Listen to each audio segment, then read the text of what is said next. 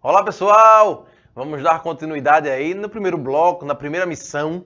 Nós vimos aí Estado, governo e a administração pública. Agora nós iremos adentrar no direito administrativo, que obviamente o grande objeto do direito administrativo é logicamente a administração pública, né gente? O grande objeto de estudo é esse, mas é importante a gente saber em relação ao direito administrativo que várias escolas se levantaram para explicar o direito administrativo. Porque o direito administrativo é uma matéria até recente, porque surge aí justamente no pós-século XVIII, com as constituições escritas dos Estados Unidos da América em 1787 e da França de 1791, quando essas constituições, de modo a tendenciar o próprio mundo depois, né? Eles colocam direitos individuais nessas constituições, é colocado os direitos individuais, chamados direitos de liberdade, e esses direitos de liberdade vão justamente fundamentar a necessidade de tirar o soberano de cima da lei e colocá-lo para debaixo da lei, tá certo? Significando dizer que agora, a partir dali, chamado Estado de Direito, o governante também ele pode ser responsabilizado. Tá bom, gente? Então, Júnior, bota aí na tela para o nosso ponto desse bloco, direito administrativo. Vamos lá? Volta cá para a gente poder continuar. Vamos ver aí logo o conceito de direito. É importante a gente saber, por um exemplo, o conceito de direito. Como a gente está falando de direito administrativo, é bom você saber o conceito de direito. Olha, quando a gente fala em direito, nós estamos falando em conjunto de normas. Então, quando eu falo em normas, né, um conjunto de normas, as normas, elas se subdividem. Quando eu falo em direito, eu estou falando em normas. O que são normas? São situações em que se tem uma ordenação de conduta. E aí a norma, ela se divide em regras e em princípios. Tá certo? Quando eu falo em regras, eu falo em situações concretas. As regras, elas são concretas. Os princípios não. Os princípios expressam valores, tá certo? E aí a gente vai comentar isso no seguinte sentido. Vamos dar dois exemplos, é mais fácil dando exemplo que vocês entendem melhor. Artigo 121 do Código Penal diz: matar alguém, pena de 6 a 20 anos. Veja que aí traz um antecedente, o fato, traz uma consequência quem cometer esse fato. Vejam, estamos diante aí de uma situação amplamente concreta, tá certo? Então, esse artigo 121 do Código Penal é uma regra. Isso é muito claro, isso é uma regra. É diferente de um princípio. O princípio, ele expressa um valor. Legalidade, impessoalidade, tudo é um valor. Então, ele exprime um valor, tá certo? Então, o que seria direito? É um conjunto de normas que regula a vida em sociedade. Isso é direito. Direito é um conjunto de normas, seja ela normas regra ou normas princípio, que regula a vida em sociedade. Sabendo que quando a gente fala em direito administrativo, pelo objeto central ser justamente a administração pública, quando nós falamos em direito administrativo, estamos lidando com direito público. O direito administrativo é do direito público, tá bom? E, obviamente, como se trata de direito público, boa parte das suas normas são normas de ordem pública, tá bom? Apesar de que, por vezes, o direito administrativo também age com um viés particular. Sobretudo, e nós vamos estudar posteriormente, quando nós vermos aí a questão das pessoas jurídicas, sociedade de economia mista, um exemplo, da administração indireta, as sociedades de economia mista e empresas públicas, claro, podem ter natureza jurídica de direito privado. E a gente vai ver isso no momento oportuno, mas é importante você já fixar a ideia que quando se trata de direito administrativo, é um conjunto de normas, claro, da administração pública, que diz respeito especificamente ao direito público. Tá bom, gente? Conceito de direito administrativo. Vimos o conceito de direito como um todo.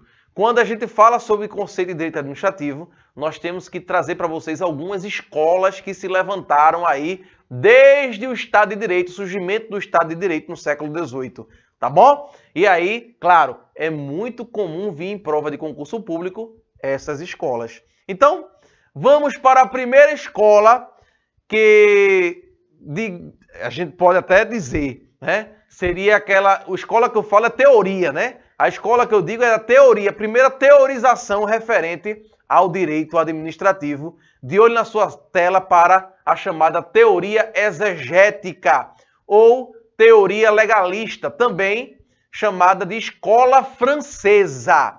Volta para mim, porque a gente precisa compreender essa escola. O que a teoria francesa, o que a escola francesa ou teoria exegética ou legalista dizia? Direito administrativo é tudo que está na lei que diga respeito à administração pública. Então, só seria direito administrativo aquilo que estivesse na lei.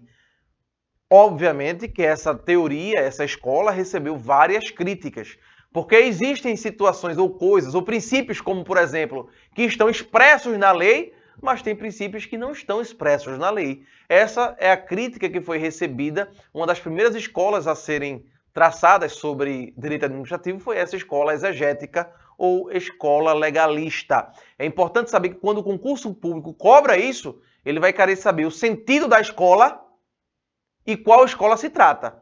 Primeira escola, escola exegética ou escola legalista, também chamada de escola francesa. A segunda escola é a escola das prerrogativas públicas, também chamada de escola da puissance publique, em francês, que significa a autoridade pública. E aí, Júnior, joga na tela para a turma anotar essa segunda escola aí, teoria das prerrogativas públicas, ou escola do puissance publique, em francês, que significa, transliterando para o nosso vernáculo, né? Autoridade pública. Vejam, essa escola aí, se vocês quiserem, está no material, né? Que a gente enviou para vocês aí. No material vocês podem também fazer as anotações necessárias. Volta cá para eu explicar sobre essa escola. Vejam, quando estamos diante dessa escola, da puissance publique, é muito comum essa expressão vir em provas da CESP. Nas outras bancas, como IDIB, a banca IBFC, Fundação Carlos Chagas, Fundação Getúlio Vargas, geralmente eles botam teoria das prerrogativas públicas, não botam a expressão em francês, mas vai que agora, em 2019, eles botam. Então, tem que estar preparado para tudo. Você tem que estar preparado para tudo, né? Aliás, você tem que estar preparado. Esse é o nosso lema. Estou preparado. É isso aí. Então, vamos embora. Vejam, quando nós falamos sobre a teoria das prerrogativas públicas, essa teoria dizia o seguinte, olha, nós temos alguns atos que é chamado atos de império. E nós temos alguns outros atos que são chamados atos de gestão.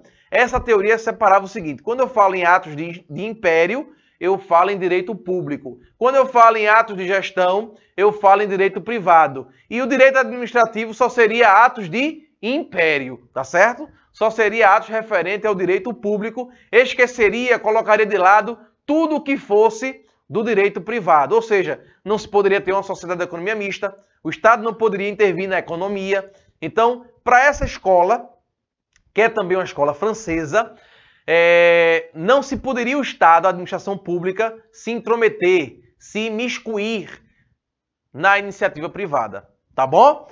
Obviamente que ela foi duramente criticada. Tá? Por quê? Porque afasta do objeto do direito administrativo a possibilidade do Estado intervir na economia.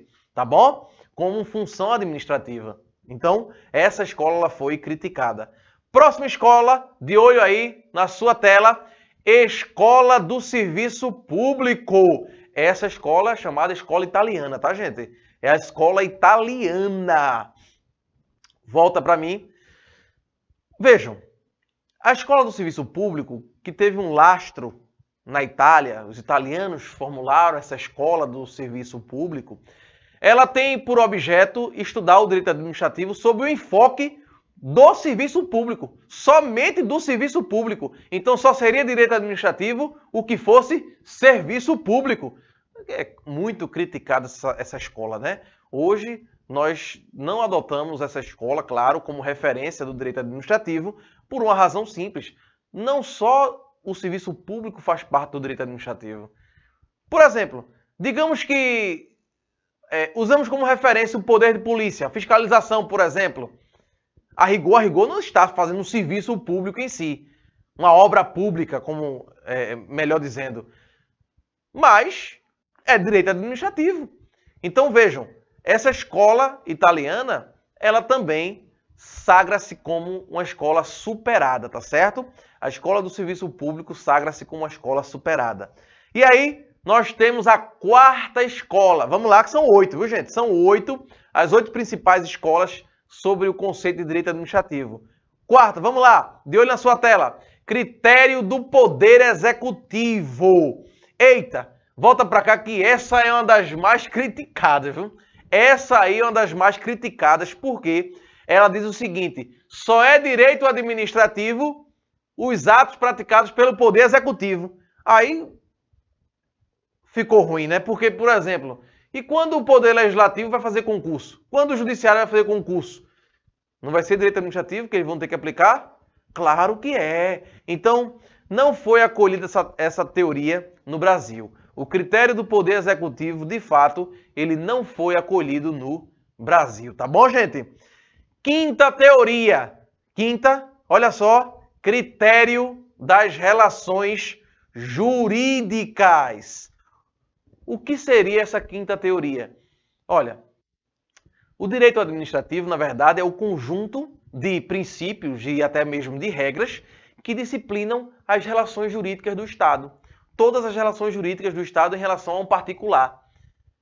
Essa teoria também é muito criticada. E com razão. Porque, veja, nem tudo que diga respeito a uma relação entre o Estado e o particular é direito administrativo. Quando o Estado, por exemplo, está cobrando imposto, não é direito administrativo, é direito tributário. Quando o Estado prende uma pessoa, não é direito administrativo, é direito penal. Então vejam que nem todas as relações entre o Estado e o indivíduo são direito administrativo. E essa teoria falha nesse ponto, em dizer que todas as relações jurídicas entre Estado e indivíduo é direito administrativo. Negativo. A administração pública vai se meter com a necessidade de se prender ou se não prender? Não, isso não é administração pública. Tá certo, gente? Então, essa teoria também não recebeu acolhida aqui no Brasil. Vamos ver agora, a partir de agora, a sexta e a sétima, teorias que foram recepcionadas aqui de forma parcial, chegando-se aí na oitava, que esta sim é a que nós adotamos aqui no Brasil. Vamos lá, para a sexta teoria, critério residual ou critério negativo, que esse critério aí, o chamado critério residual ou critério negativo, não está errado, ele está incompleto. Tanto o critério residual, quanto o critério negativo, quanto o teleológico ou finalístico, que é o próximo que nós vamos observar, eles estão incompletos, tá certo? Mas de olho na sua tela aí no sexto, para a gente concluir essa questão do critério residual ou negativo. Vejam, quando a gente fala nesse critério residual ou negativo, o direito administrativo ele vai ser feito por exclusão. Volta para cá, porque vai ser feito da seguinte forma. Essa teoria é o seguinte, olha, a gente tem que observar as atividades do Estado, tira a atividade legislativa, tira a atividade jurisdicional, só vai sobrar a administração, só vai sobrar a atividade administrativa. Então, o direito administrativo é justamente um direito residual. Vai ser tudo aquilo que não for atividade legislativa, nem for atividade jurisdicional.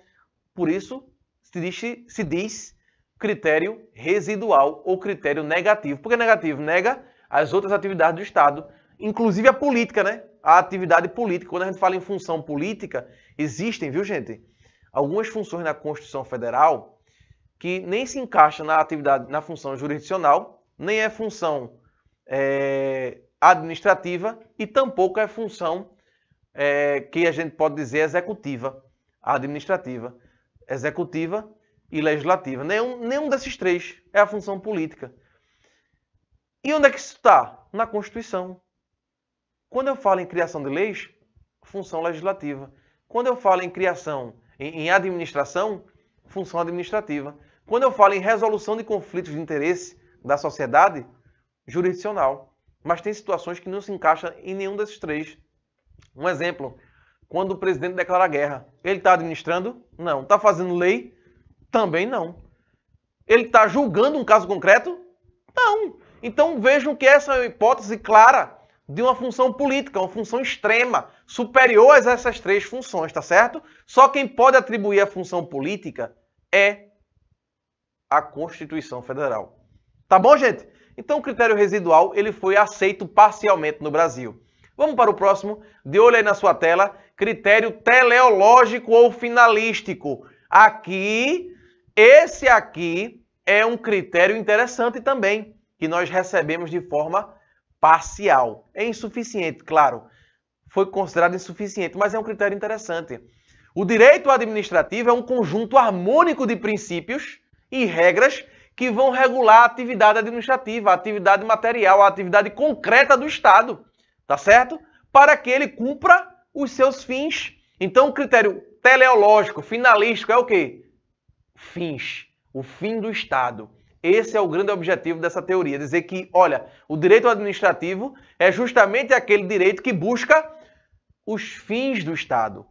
Teleológico. Teleologia é o quê? Estudo dos fins, né? Para os fins. E finalístico, já a própria palavra fala, né? Finalístico. Mas quando a banca cobra isso aí, não vai colocar critério finalístico, né, gente? Fica na cara, né? Vai colocar critério teleológico. O teleológico é aquele que busca, o Estado busca os fins, tá certo?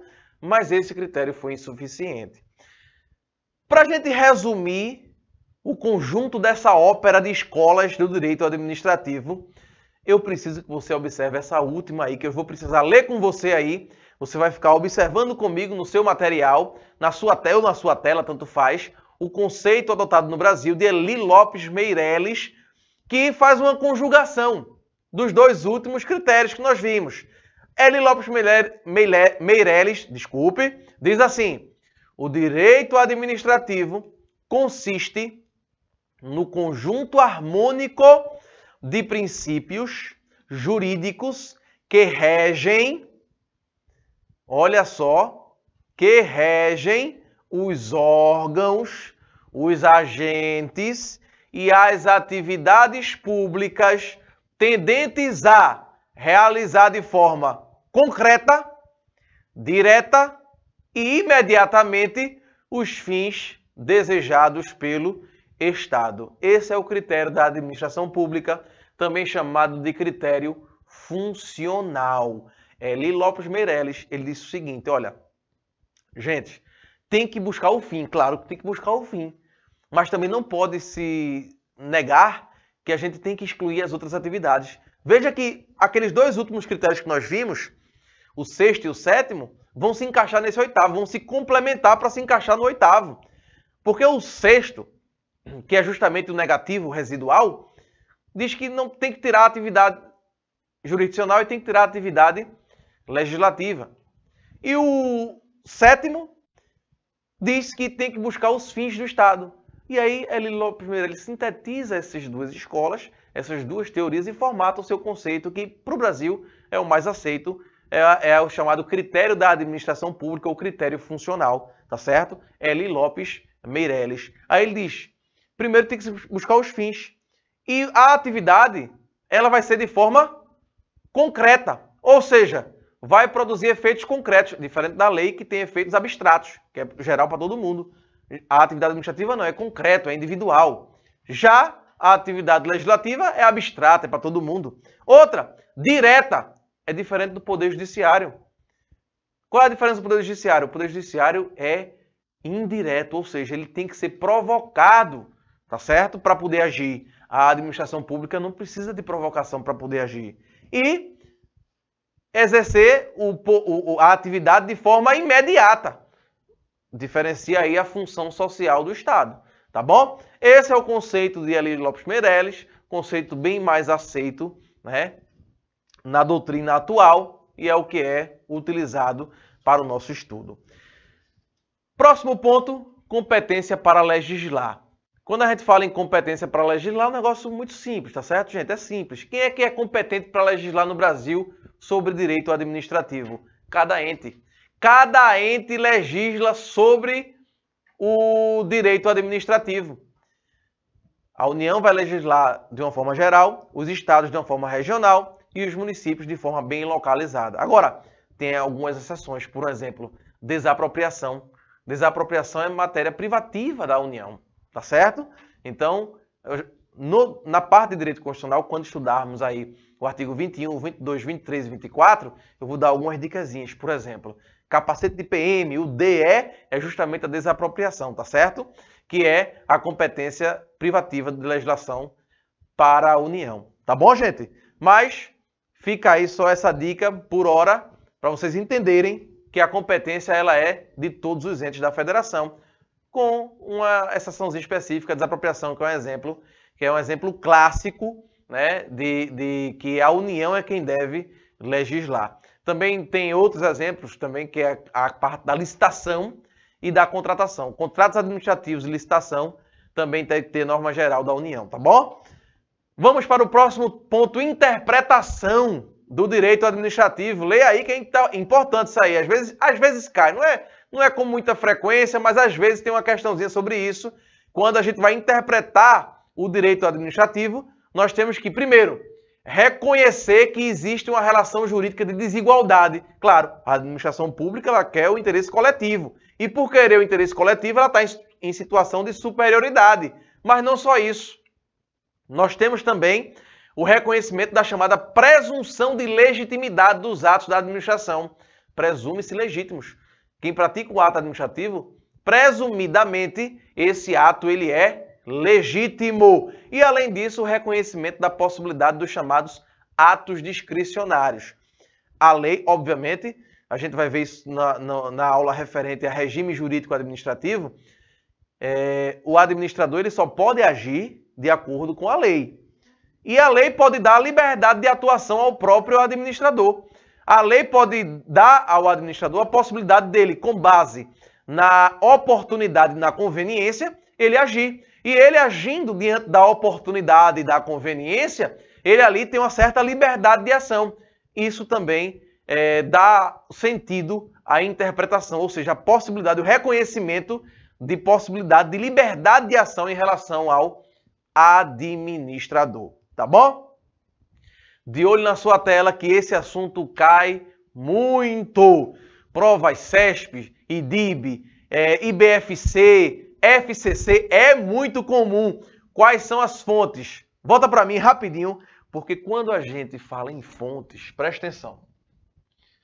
Quando falamos em fontes, nós falamos de onde surge. Aí eu pergunto, de onde surge o direito administrativo?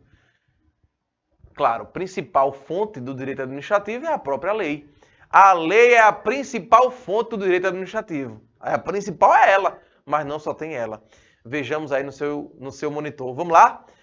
A lei, a doutrina, a jurisprudência, os costumes e os princípios gerais do direito. Volta para mim. Gente, quando a gente fala em lei, a lei é a norma. E dentro da norma você vai ter as regras de direito administrativo e os princípios de direito administrativo.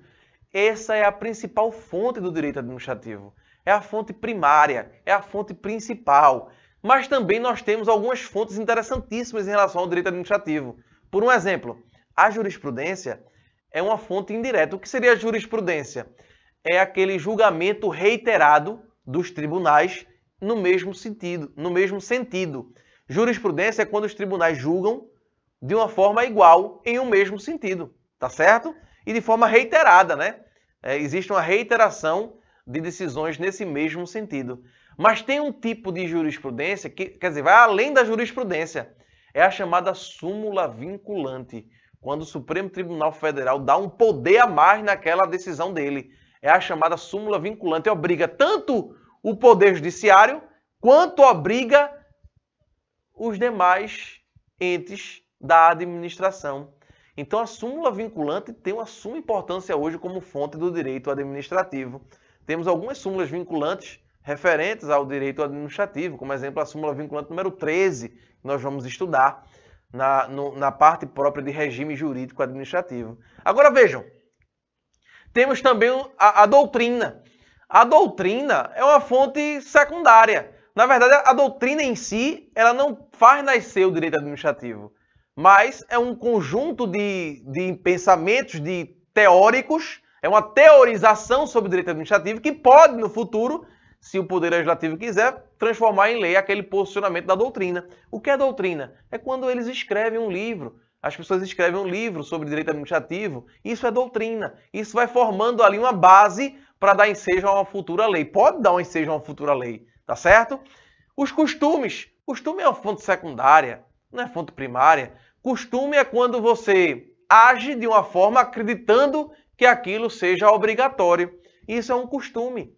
E os princípios gerais do direito, que é não lesar ninguém, dar a cada um que é seu, isso são os princípios gerais do direito, também são fontes do direito administrativo. Tá certo, gente? Então é importante compreender essas fontes, tá bom? E aí, para a gente finalizar esta aula, este bloco, vamos para os sistemas administrativos.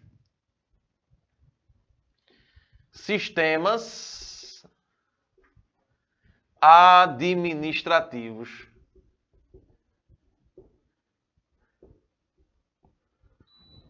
Os sistemas administrativos possíveis ou existentes são dois.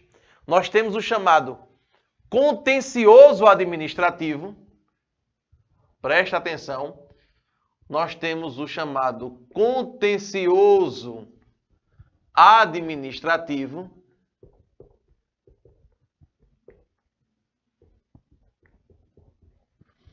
Também chamado, também nominado de sistema francês.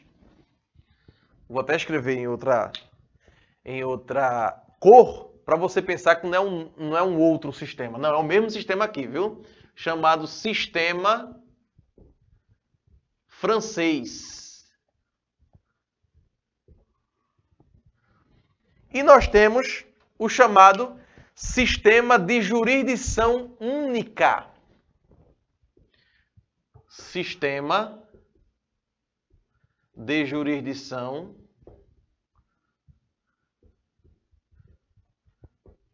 única. Também chamado de sistema inglês. Tá certo? Também chamado de sistema inglês.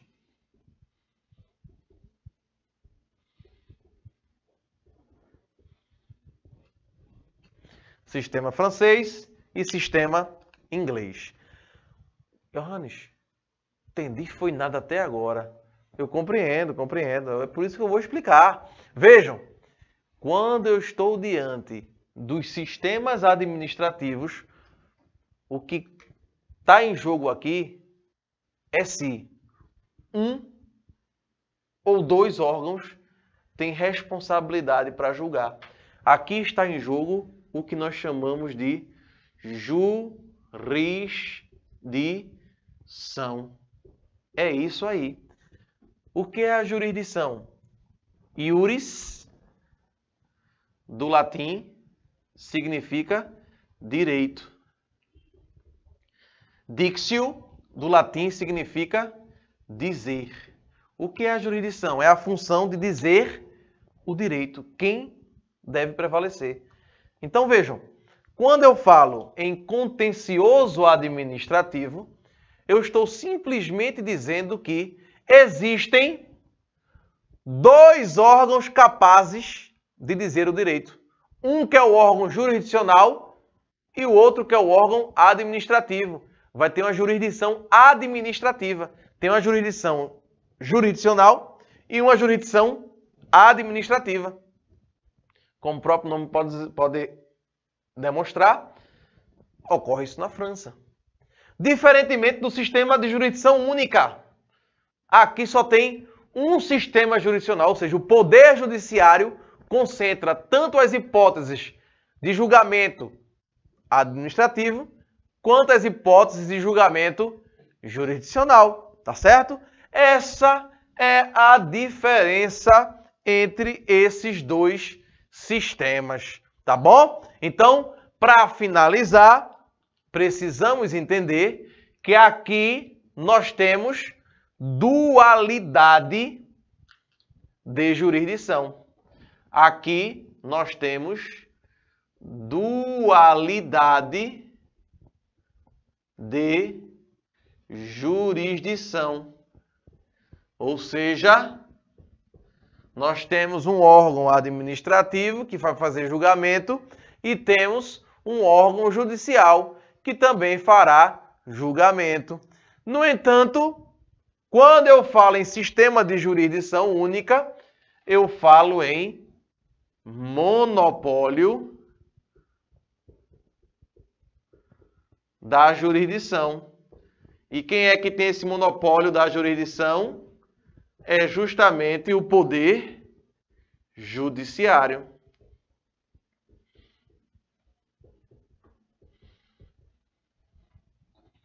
Enquanto na França você tem o Poder Judiciário e você tem um tribunal administrativo, no sistema de jurisdição única, que é o nosso sistema aqui no Brasil, o monopólio da jurisdição é feito pelo Poder Judiciário.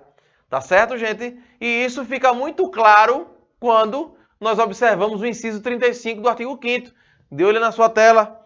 O que é que diz o inciso 35 do artigo 5º? A lei não excluirá da apreciação do Poder Judiciário lesão ou ameaça a direito. Já tivemos uma época que